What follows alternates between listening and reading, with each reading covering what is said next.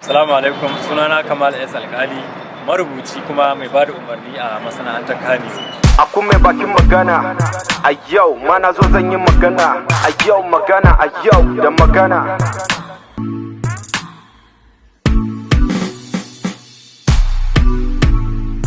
Abin da zan ce akan aku mai bakin magana shine ya zama wata hukuma a takaice. Abin da yasa na ce hukuma saboda yana jan hankali akan wasu al'amura da suke faruwa wanda suka damu al'umma, wadda kuma dama an riga an san waka hanya ce ta isar da sako wadda za a dau gyara a gwamnatance ko a hukumance, tun daga kananan yara, tsofaffi, maza da mata.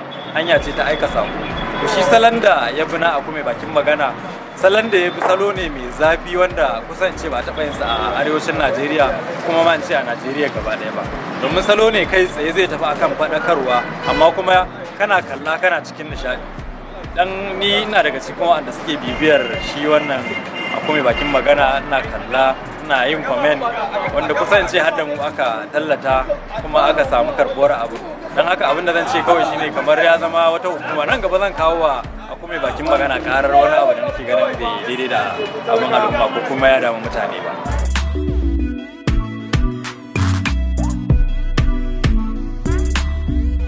Episode din da ya fi burge ni shine na almajiranci. Ko da ke kowane episode ya burge ni, amma da na almajiranci da na bata 'ya'ya mata. Ina amfanin ka jefa yaron ka kunci, ina amfanin haihuwa babu karamci, ina amfanin uba ba soyayya baya ya kunci. Wallahi da wannan uba garan tashi maraici. Ina da korafi kan kananan yaran da aka tuwa zarafi, mu tattauna akan shi, gani na zayafi. Mun bar matsalan haka ta yaya zai tafi?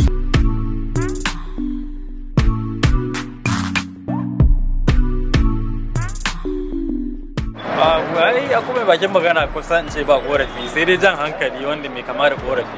Abu na farko guda biyu ne. Abu na farko shine aku mai bakin magana a duk rubutunku ku dinga tuntuɓar malaman jami'a, saboda sun fi kowa sanin cikin al'umma. Sannan ku dinga tuntuɓar malamai da masarauta. Sannan ku dinga nazari akan duk wani abu wanda za ku yi magana a kansa. Ku binciki can karkashin matsalar, kar ku ji tsoro, kar ku yi tsoron boye wani abu wanda yake damun al'umma. Wannan shine kawai shawara ta da kuma korafi.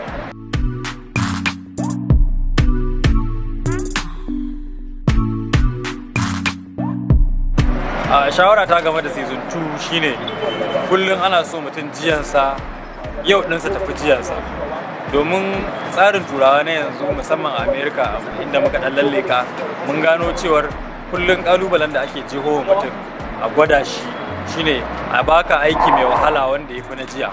Idan baka ci ba kana koma baya kenan, wanda yana sa a canja mutum ko kuma ma kaga shiri guda ya lalace. To don haka ina so shawara ta akan season 2 shine a bunƙasa shi ya zama fiye da na baya. Aku mai bakin magana yayi, kuma muna godiya, muna ƙara ƙarfafa ƙwarin gwiwa a ci gaba da yi. Aku mai bakin magana a yau, mana zo zan yi magana a yau, magana a yau da magana.